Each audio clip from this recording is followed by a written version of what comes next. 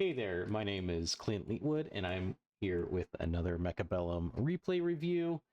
Today I'm reviewing a replay by the name of from a player by the name of Filipcez123. He asked in the Mechabellum Discord if someone could review my replay. It was a very close game with me just not being able to counter the enemy units for most of the game. His max tech melters were so much trouble. What could I have done better? The MMRs here are roughly around the 1,000 or upper 900s to mid 1,000s. So a little background on me before I get into the replay. I am a top 100 501 player and have routinely pushed for top 100 world. Currently, I've been playing very seldomly as I've been enwrapped in Path of Exile, but that's neither here nor there. Before I get into the replay fully, though, I do want to preface this. This is going to be a long video, and I apologize in advance. The way I kind of approach these replays is I want to step through each turn and each round, and then I will sort of pause and talk about the things that I think you're trying to do, what your opponent is trying to do, and how you might be able to approach it better. The way this is going to break down is a sort of long form dialogue and sort of a stream of conscious review. So once again, it's probably going to run a little long, and I apologize in advance.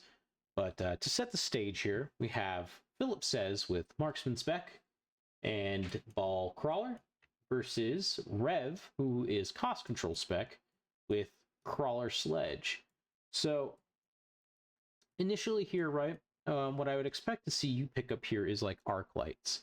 I think Arc Lights would be great because we have great single target in both the Ball and the Marksman, but we lack Chaff Clear. And realistically, what I expect your opponent to probably pick up here is Marksman. I think he has okay Chaff Clear in these Sledgehammers, and not very great single target damage. Realistically, you should probably win these first couple rounds because of this unit alone. This unit alone will one-shot any one of these units on the field and should be able to tank multiple shots from any one of the units on the field. That includes if he goes Marksman. But let's see how this shakes down. I'm going to click Fast Deployment, and I will untick this during combat.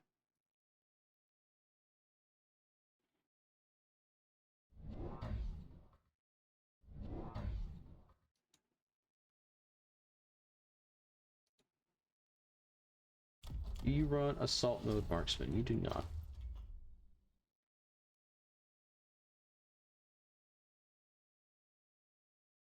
So your opponent sells off a Sledgehammer.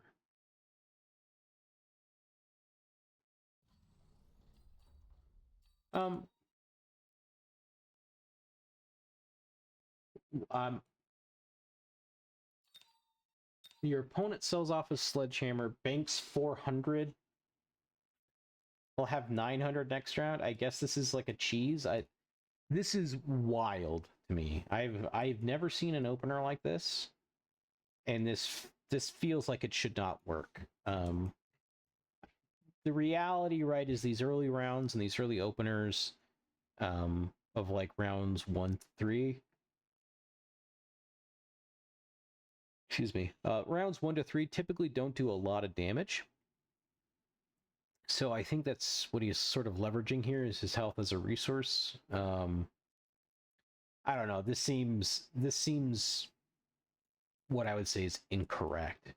I was going to say I think going only one arc light might have been a little greedy, but in this case it pays off, right? Because he doesn't have very great options to deal with your balls.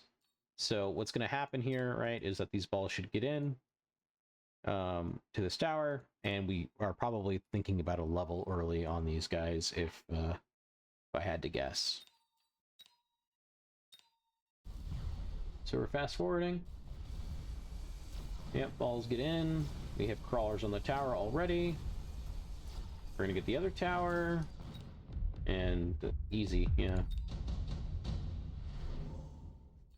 Okay, one sec. Let's see what's going on here. So we skip, which seems fine. I would imagine your opponent also skips here, but let's see.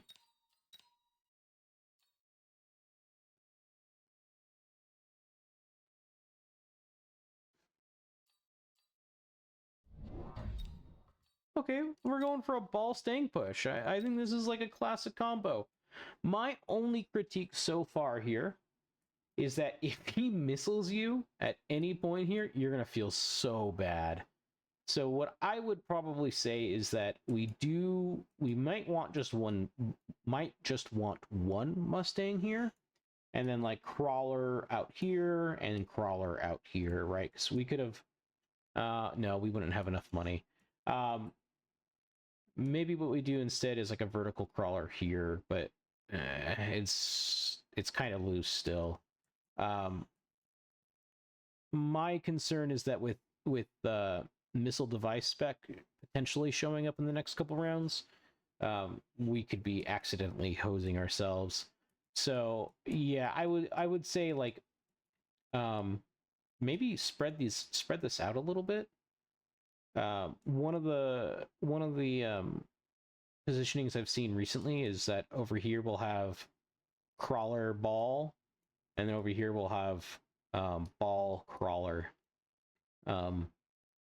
And that's something I've been seeing, like Sacco, who's like top 4, 5, or 3 in the world, do a lot of. And the way it kind of shakes down is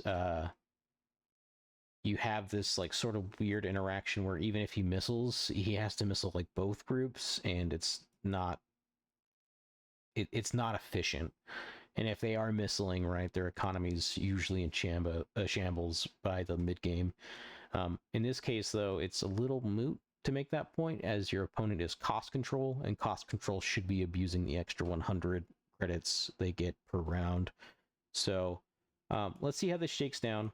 I do like how you're kind of developing your board. I do like this push in general. I'm just a little worried that this is a little too tight. The rule of thumb is that you want units to have 3 squares between them. If I'm not mistaken, this is currently only 2. So we want this to be over just 1 more tick. So like this should be here, basically. Let's see what your opponent does. Another important thing that I'd like to highlight that you're doing great is that you have spent all of your free unlocks here, or well, right, you got your crawler, your marksman, your arclight, and then you spent 50 on a Mustang. Your opponent has only unlocked his base units here, so in general, right, we're already very ahead. Let's see how your opponent approaches his turn, though. Scorpion.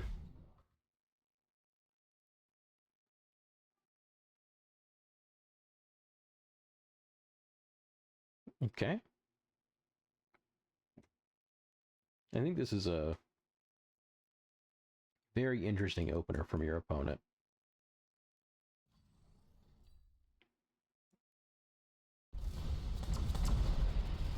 Yeah, I mean, this is going to hurt.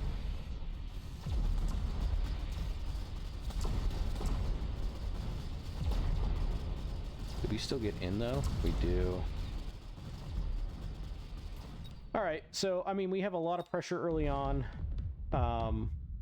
What I would say here, right, is my want is how do we keep that pressure maintained? Just initial thoughts for me here. If I am pushing like this and taking towers like this, my immediate thought is my opponent's going to go Fire Badgers in this free unit pack. In which case, right, if my opponent has Sledgehammer, Crawler, Scorpion, Fire Badger, it all dies to this, right? So I'm going to be putting a pressure on with an Overlord on this flank. And what I'm looking for potentially, right, because he hasn't upgraded this tower, is like a Phoenix flank with a mobile beacon over here. I want to take an early tower and really hammer in his HP, and I want him to not have a lot of turns for cost control to scale here. So let's see what you end up grabbing. Oh, beautiful. Yeah, I mean, you're perfectly developing it the way I would do this. This is greedy, though. I think, let's look at your, yeah, I mean, like, this tech would absolutely just shatter this side, right? So, like, something that we can do, if you're unfamiliar, sorry, my cat's screaming in the background. If you're unfamiliar, the way aggro on the tower breaks down is this half, right, can be pulled by this flank. And this half, or sorry, that's still not right. There we go. And this half can be pulled sort of in this direction.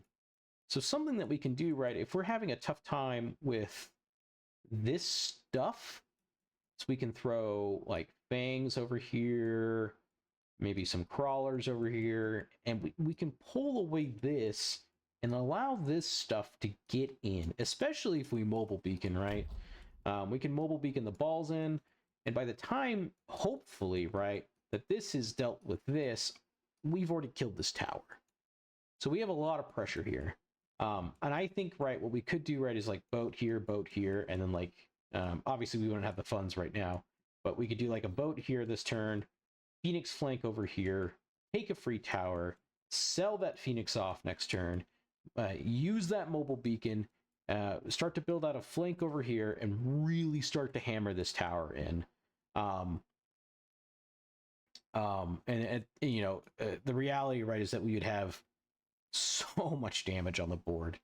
But what if I had to take a guess at what you're probably going to do here, right, is that we're going to hopefully mobile beacon this, right? Because if we don't, what's going to end up happening is that these crawlers will pull this boat forward. And we don't want that. A boat killing crawlers is not really efficient. So what I anticipate here, what you do here is this boat should mobile beacon to about this area and across, and this tower dies. This tower dies, and at the very least, right, at the very least, we're hitting our opponent for 400. I'm not sure I understand the shields here. I'm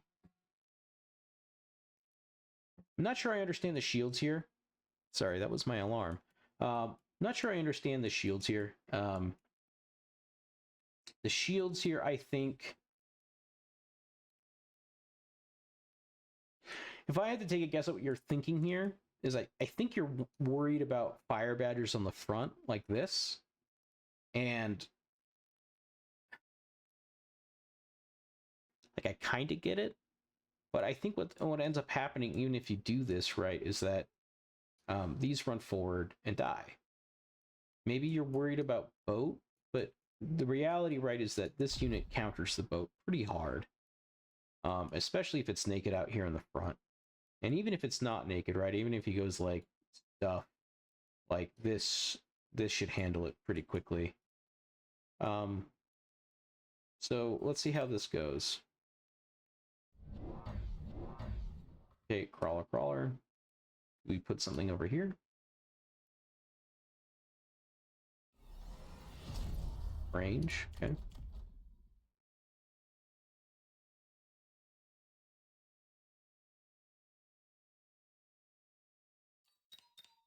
Speed it up a little bit.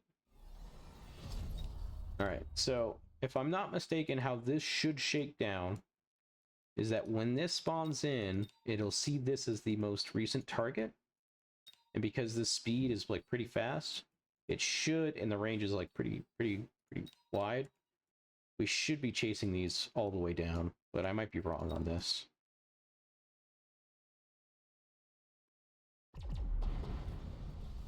Oh, maybe not. Or, yeah, maybe.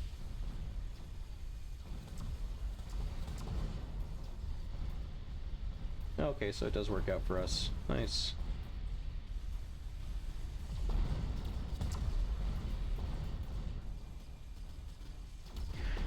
if I had to take a guess, though, I think you're selling this boat, and I think that might be a mistake. Unless you're putting the boat over here. But yeah, see, what happens here, right, is all of our units move forward, and these shields effectively do nothing. Unless you're playing around a spell, but, I mean, that was a free unit round, so there was no spell, right?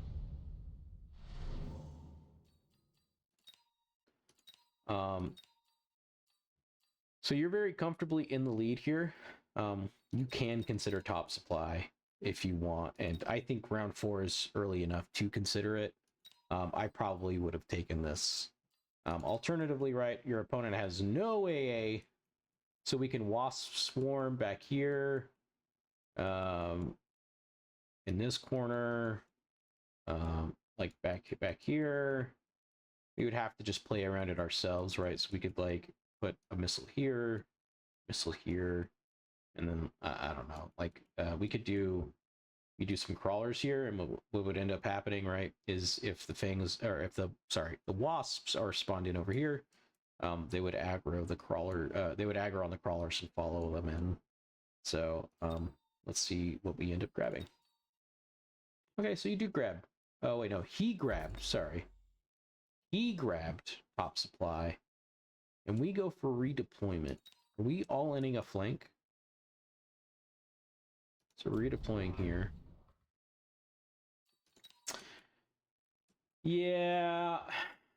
So, like, here's the kind of sad thing here. We could have redeployed this, right? I mean, if we're not selling this unit, we need to be understanding that our opponent will probably be answering this in a very hard way.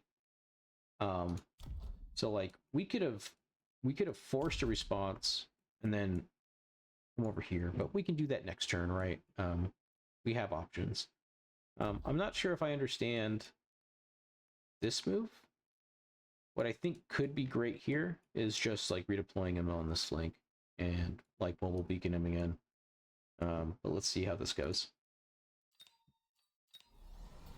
Okay, range. I think range is fine. I still would really like to see this over here. And we go for launcher overload on one boat. I don't know about that.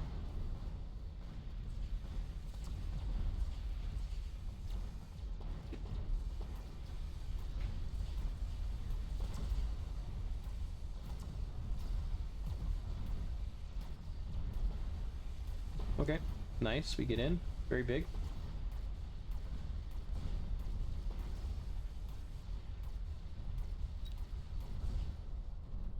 We're gonna get in over here, probably kill the smelter.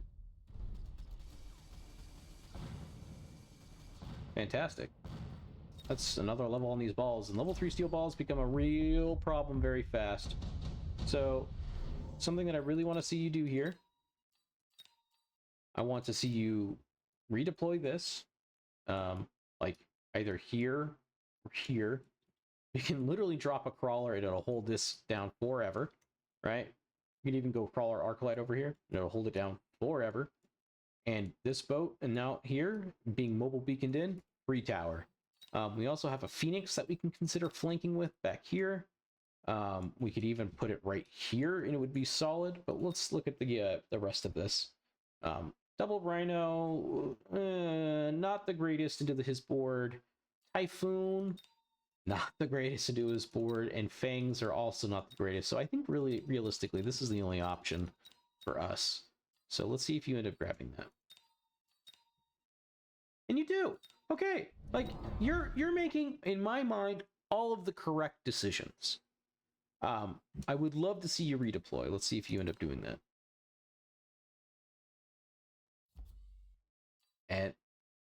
And you do. I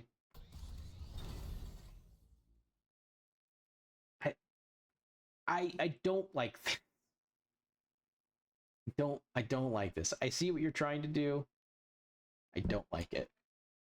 I think, right, once this person has committed 400 credits to this side, we can just peace out and leave this melter super delayed, doing nothing all game, while our boats killing towers and killing phoenixes, or not phoenixes, scorpions, and and fire badgers.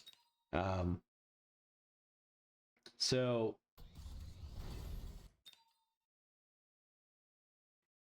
here's what happens if we commit to this flank this hard. We allow our opponent to go into Mustang here with AA spec and range, and we've given them a very strong comp in Melter Mustang.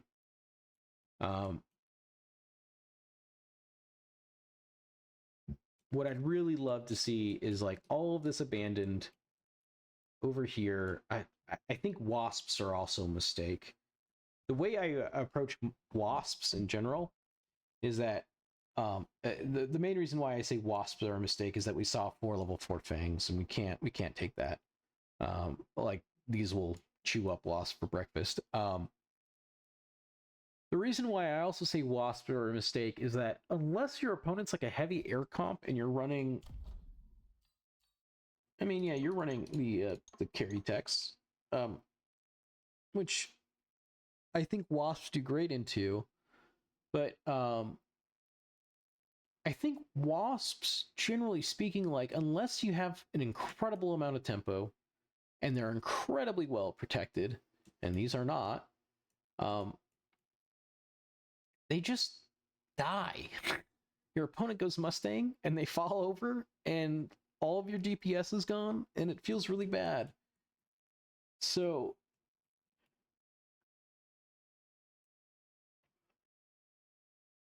I was watching some Monk's gameplay recently, and if you're not familiar with Monk's, he's one of the old guards, been playing forever. Something that he's been doing is that he'll when redeployment is available, he will position something like you've done here, force a response, and then just leave. And then like do like crawler here or like fang here, and it pulls all of this over here, and it's so annoying and so frustrating to deal with. And you know, we have this high value unit with quality techs here, you know, pressuring something elsewhere. Something that I would really like to see me do, right, instead of wasps, is I would have grabbed this, put it over here, dropped into the boat, and like really start to hammer in this tower, or another boat here, and then bring this boat over here, you know, and then like we are now attempting to win on both sides.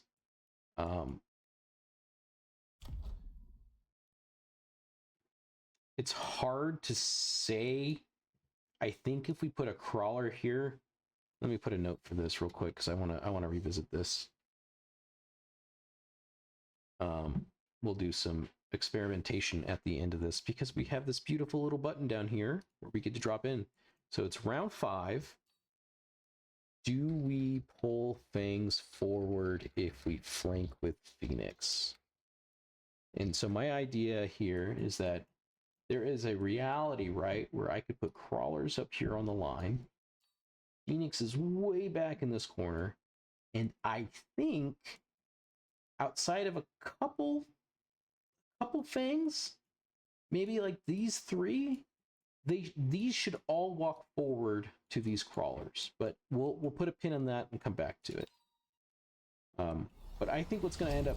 Whoa, napalm. Whoa, napalm. Okay, cool. Range on Mustangs. I really want to see this level grabbed. I think this level is so crucial. We don't grab it. Here's the deal, right? If your opponent has fire badgers, these levels are no longer important. This level 3 balls are a problem to deal with, and I'll show you why. This does 8,000 damage.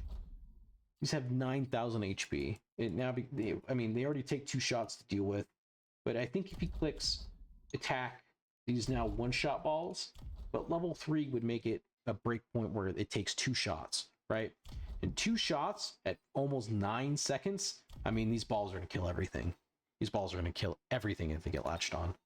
So, let's see how this shakes down.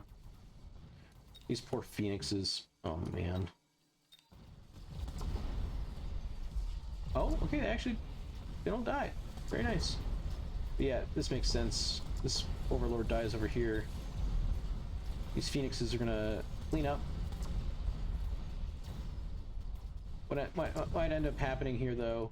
Oh, that level's so bad. Killing that marksman's so bad. I don't think these Phoenixes have enough DPS to kill this Smelter. Let's see. If it comes down to tower timing... Okay, yeah, we should be good.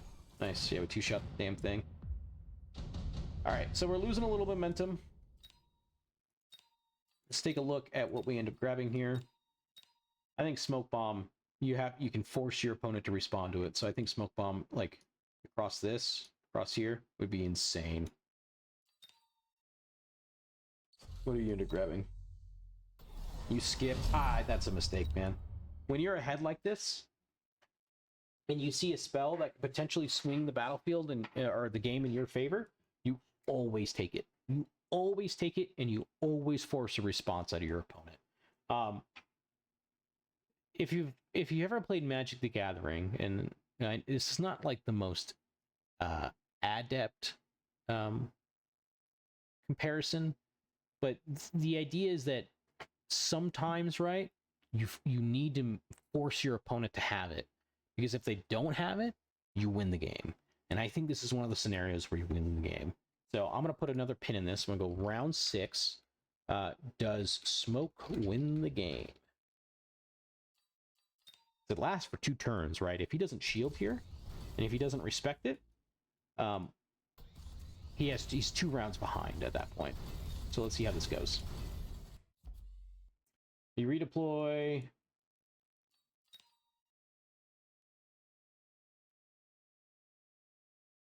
I don't even know what we redeployed. Oh, we moved the balls back? Sure. I'm gonna make another Magic the Gathering reference here. This feels like you just time walked yourself. You just gave your opponent a turn. Yeah, so this is the problem with these sort of hard committal flanks is if your opponent is running this energy diffraction, and this recently got buffed, so it's very likely that your opponent is running this this tech. This shits on flanks. So you know, once we see this tech, I think we can't hard commit to a flank anymore. So we need to be pulling stuff out. We go more Phoenixes. Sure. I think it's fine.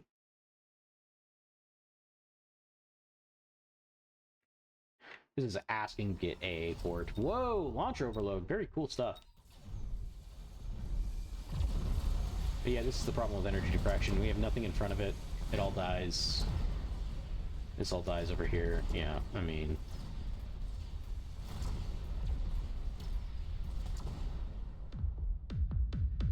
we take infinite, yeah. Something that I would have really liked to see, range instead of launcher overload. I think range, right? We sit at 180, if I'm not mistaken. 25. Oh, 120. So it'd have been 160. This thing would have had 135 range. These crawlers would have ran in front. The balls would have ran in front. The Mustangs would have ran in front and been able to tank and allow these guys to do their damage. I think at this point, though, we need to be selling off this guy. We're either hard committing into this Phoenix idea, or we're hard committing into the marksman idea, and we don't do both. We need to be pulling everything out of here, though. I'm going to keep hitting on that because I think it's very important too.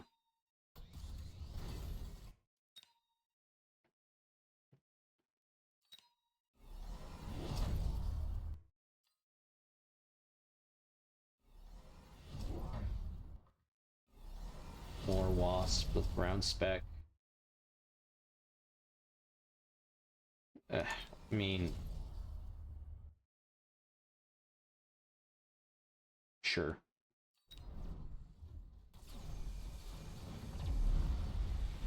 Yeah, so this is the problem, right? Is...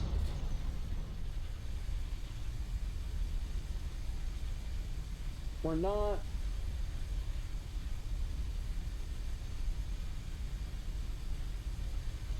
these are all very, like, simple mistakes. We're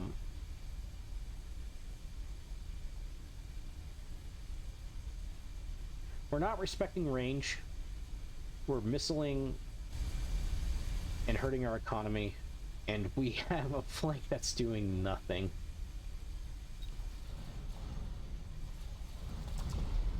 We have no great chaff clear here. Do we actually even kill this thing? Oh, okay, I mean, yeah, barely. And we're almost dead. And in 2 turns, right, this is turned around so significantly. And it honestly comes down to just, like, not great decision making. I think I kind of understand the idea here, but I never want my phoenixes to be engaged with fangs and trying to out DPS them. I want these to be sitting back here doing their job. So I think launcher overload as a first tech is a bad idea. Something that I think you can easily do here to level up your gameplay is range is king in this game. And range begets range. And by that I mean, if your opponent is clicking this button, you respond by clicking this button. Every time. Every time. And you did it perfectly in the beginning, right? Like the Scorpion clicked range and you went, oh, okay. Boom. Boom. Beautiful. Do that with your marksman units. Do that with your single target DPS.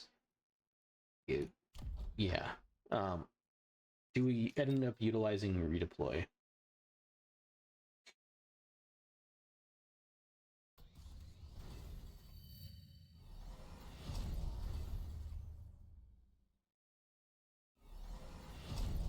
And then EMP barrage.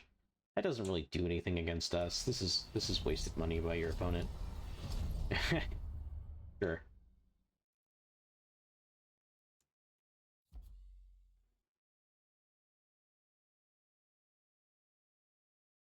So redeploy. Yeah, I mean that's fine. I think this needs to be like more aggro. So we're gonna be holding this down for a minute. Alright, we double tech. We're at 150 range. Sure. I mean this might help a little bit.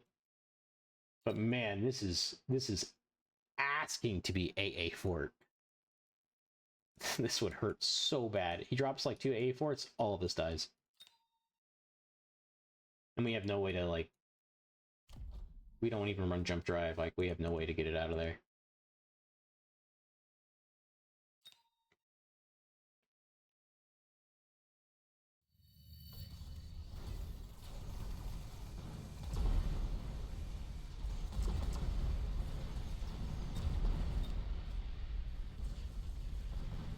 Yeah, this looks pretty bad for us. We are on the tower, though. We actually turn it around?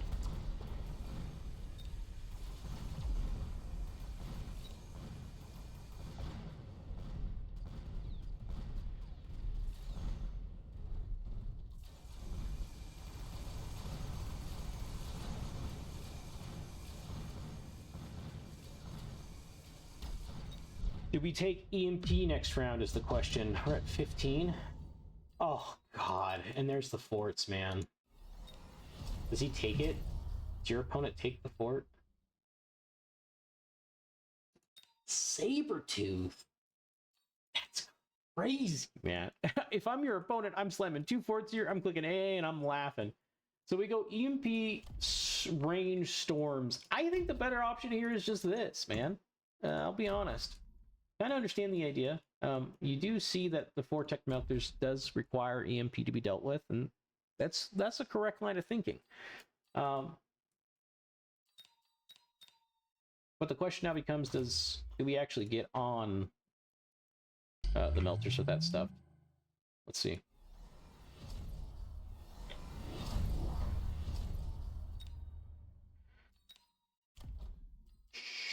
Sure.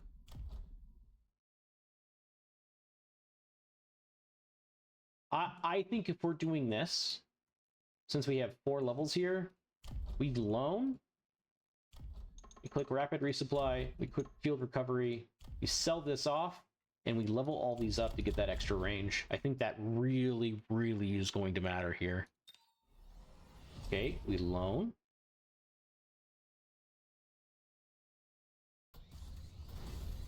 Yeah, I mean, we could have gotten all 4 levels. I don't think this boat's doing anything. I think it's too short range. Oh god, that's so spooky. Yeah, I think we're dead.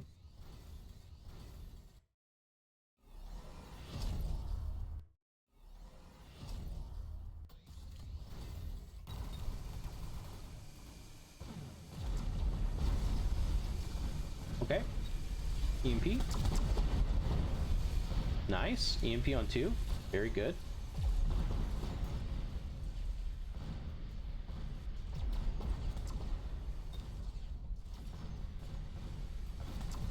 This looks awesome for you, man. Only downside, right, is that we don't have our way to get... Oh! Okay! Good chunk of damage. Oh, you win! Holy shit! Okay. Yeah, so...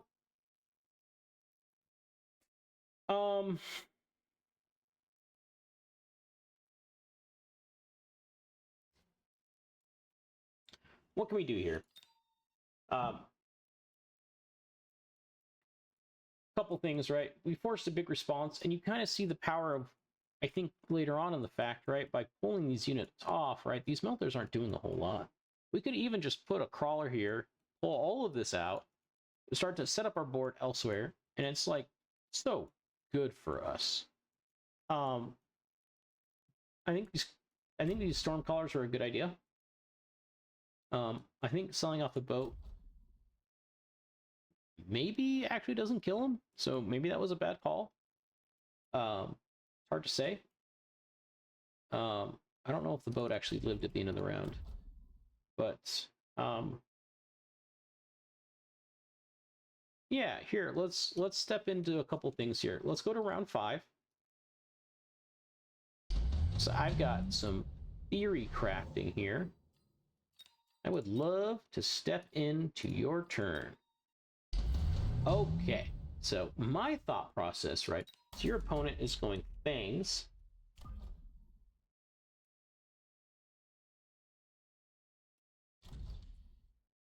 Oh wait, no, is it? I'm kind of operating with perfect information here, but let's see. I'm not going to use all of your supplies this turn. Maybe I should. All right, so here's what I'm thinking, right? Pull this off, we'll crawler over here.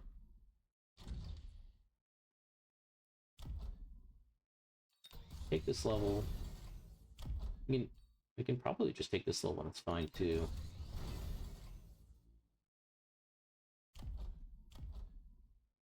And then like master recruit with the boat, I think. It's like really start to hammer home over here.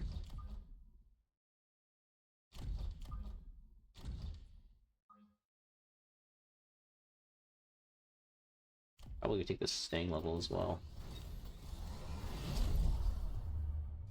And look at that! Look at that! We end up pulling these forward. That's so cool. And now we get to get in behind. Do a bunch of damage. Probably one-shot this damn thing. Yeah. Probably one-shot this damn thing. Probably one-shot this tower. Yeah, I mean...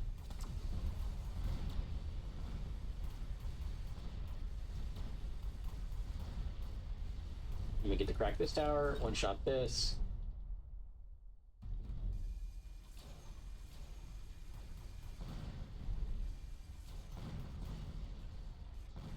And granted, I think he won this round, but this is a lot of damage. This is like 1100 here.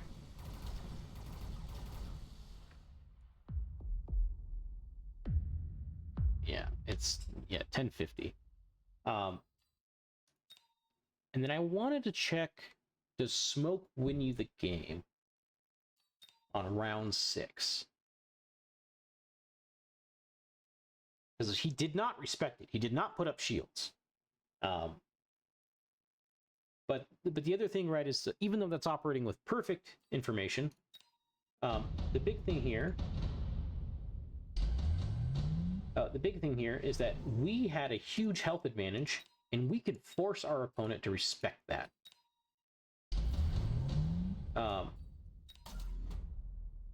So Rev's at like 1800 HP, and we have full HP, right? So if we smoke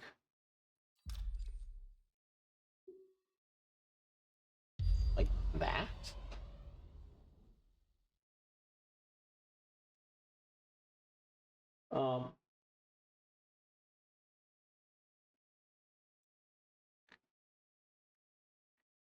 what else can we do here?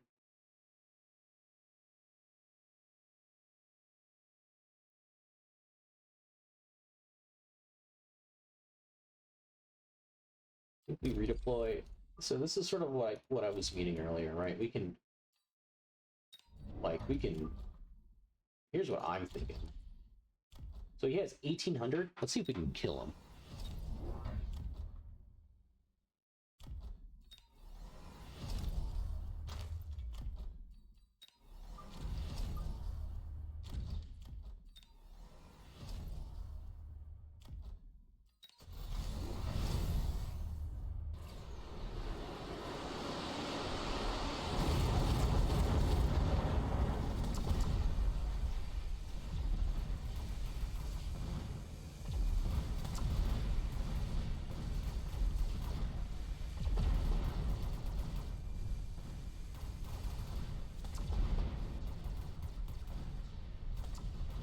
So we're not able to kill, but we do hurt pretty bad here.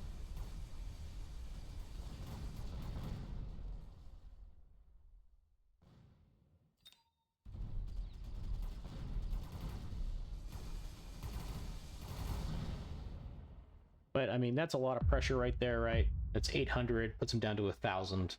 I think in this case, right, you probably lost this round.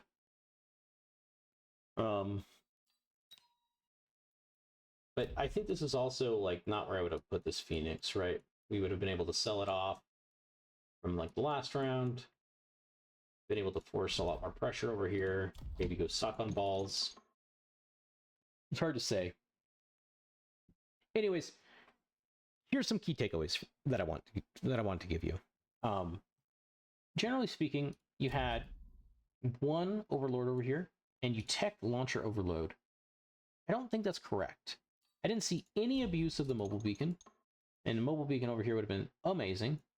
Mobile beacon over here, as I showed in round 5, would have been amazing. And I think techs in general, and this is a rule of thumb we can operate by, techs in general scale very hard with the number of units on the battlefield, right? So one tech on one unit is not nearly as effective as three techs on three, or one tech on 3 units. The other key takeaway I want to give you here is, or a couple other key takeaways I want to give you here, is this idea of like how to pull units forward. Units will walk forward to the closest, and I think it's pretty damn close between this and this. But I hope that like little round 5 demonstration that I showed you with the Phoenix spec here in the mobile beacon kind of like easy in on some ideas, right? So just like learn to abuse that a little bit more. Another thing, right, is that when our opponent has a very strong answer in something like this on the flank, we can just leave it, especially with redeployment, right? And like final key takeaway I want to give you is that if you are ahead on life, and we were, right, we had full life and they had no life, they have to respect the spell. Make them have an answer. You will win games off of players not respecting spells all the time. And, 100 cost to win the game, or, put this up for 2 rounds is significant. Cool. I think that's all I have for you. Let's see how long this video has been going for. 45 minutes. Wonderful. I apologize in retrospect if my voice has been droning and this has been difficult to watch. I apologize earlier also for the background sounds that may have been picked up in my mic. I kind of do these in one take to at least help you understand how I'm approaching the game. And so this is going to be fairly unedited. With that being said, though, Philip says, I hope this has been helpful. If you like my content, drop me a subscription on YouTube. I also do some Twitch streaming, so drop me a follow there at twitch.tv/Clintleetwood. Outside of that, like, comment, subscribe, and let me know what you thought of the video. Thanks, buddy. Bye.